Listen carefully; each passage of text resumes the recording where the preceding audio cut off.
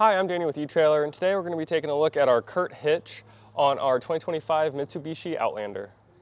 Adding a hitch on your Mitsubishi makes it that much more versatile for when you're out on your adventure. It allows you to have a cargo carrier, a bike rack, or even a small trailer. So our hitch here is a 2" by 2" hitch receiver, which will accept most of your accessories. It also has a 5/8 pinhole here for your pin and clip. It does not include this with your hitch, but you can pick one up here on eTrailer, or most of your accessories should have one in there. Now I will recommend getting a locking pin and clip, just so you have that peace of mind when you're away from your vehicle. Now you can see it's got these safety chain loops here that can easily accept a S-style or a clevis-style. This hitch is rated to tow a max weight of 3,500 pounds, and that is the trailer plus whatever inside of it. It also has a tongue weight of 350 pounds, and that is the max weight that can be pushing down on the hitch. You're going to want to take a look at your owner's manual and see how much your car is capable of towing and go by the lesser of the two numbers. Now I'll go ahead and get you a couple measurements here. So from the ground to the top of our hitch receiver, it looks like it's about 14.5 inches. And that's good to know if you're going to go up a steep incline and you have an accessory out here and you don't want that to bottom out. Our next measurement here is from our center of our pinhole to the outside of our bumper.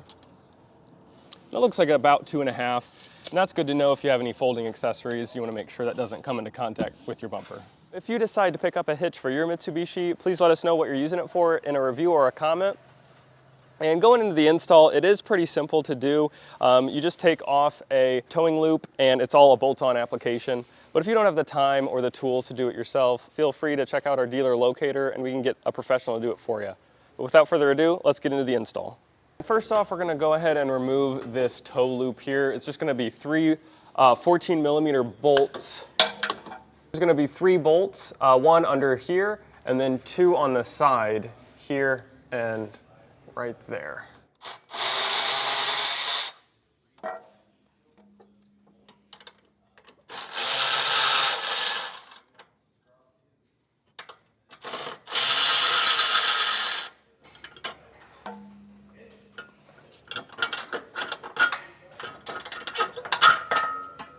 That removed, we can set this aside, and the hardware and the hook will not be going on, so you can just keep that. So now you're going to get your hardware into your bracket, and those are going to go through those holes that we took that bolt out of, those 2 bolts out of.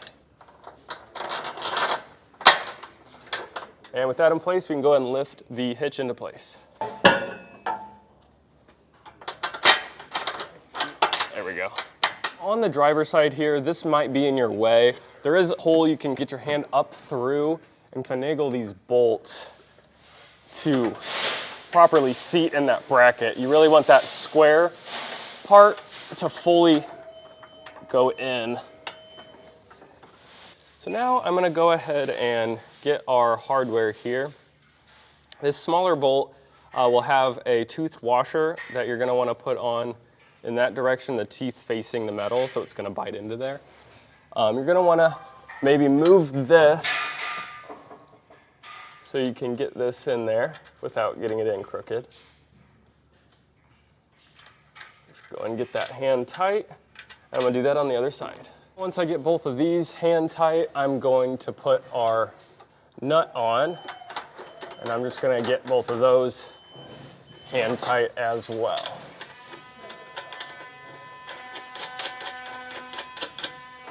Tighten down the bottom ones with a 17mm socket.